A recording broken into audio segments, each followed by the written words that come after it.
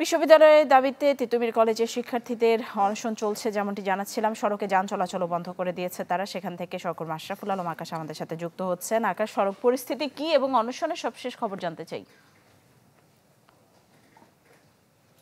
গতকাল বিকেলে যে অনশন কর্মসূচি চালু করেছিলেন তিতুমির কলেজের শিক্ষার্থীদের এক অংশ, সেটি কিন্তু আজ সকাল 11:30টার পরে আমরা দেখেছি সে অনশনের পাশাপাশি তারা কলেজের সামনের যে সড়কটি সেটি মূলত অবরোধ করে দেয়।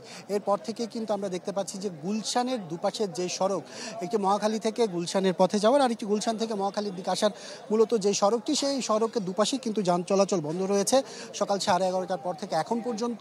যে কারণে বলা যায় যে এই পথের যেসব চলাচলকারীরা আছেন তাদের কিন্তু মারাত্মক দুর্ভোগের মধ্যে পড়তে হচ্ছে। এছাড়াও এই মহাখালী সড়কে আপনার বেশ কয়েকটা হাসপাতাল আছে, সেখানকার হাসপাতালের রোগীরাও কিন্তু এখানে যেতে তাদের যে স্বজনরা আছেন তাদেরকেও কিন্তু ভোগান্তির মধ্যে পড়তে হচ্ছে।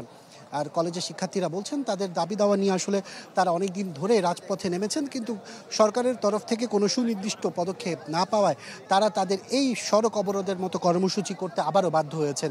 তারা তাদের যে শান্তিপূর্ণ কর্মসূচি চালিয়ে যাচ্ছিলেন, অনশন কর্মসূচি, তার পরবর্তীতে হঠাৎ করে যখন আসলে এই সড়কটি অবরোধ করা হয় তখন থেকে মূলত এখানকার যারা স্থানীয়রা আছেন, এছাড়া এই পথে যারা চলাচলকারীরা আছেন, তাদের এই ভোগান্তির তৈরি হয়।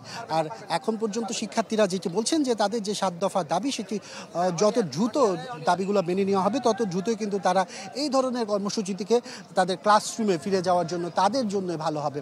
কিন্তু এখন পর্যন্ত আসলে সরকারের তরফ থেকে তেমন কোনো পর্যায়ের কেউ আসলে আলোচনায় তাদের সাথে বসেননি, যে কারণে তারা তাদের কর্মসূচি অব্যাহত রাখারও ঘোষণা দিয়েছেন। আর এখন পর্যন্ত আমরা যতটুকু দেখতে পাচ্ছি যে দুপাশের যে সড়ক, সেই সড়কের আসলে যে দীর্ঘ যানজট, সে যানজট কিন্তু অনেক দূর পর্যন্ত ঠেকেছে। যারা এই পথে চলাচলকারী তারা কিন্তু গাড়ি থেকে নেমে নির্দিষ্ট পথে কিন্তু পায়ে হেঁটে রওনা দিয়েছেন।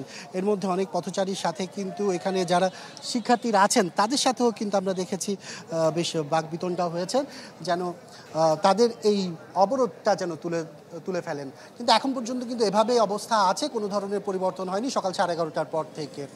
ধন্যবাদ আকাশ আপনাকে। দর্শক দেখছিলেন মহাখালী থেকে তিতুমির কলেজের সামনে থেকে আমাদের সাথে যুক্ত হয়েছিলেন আশরাফুল আলম আকাশ। ঢালাইয়ের সেরা প্রিমিয়ার সিমেন্ট।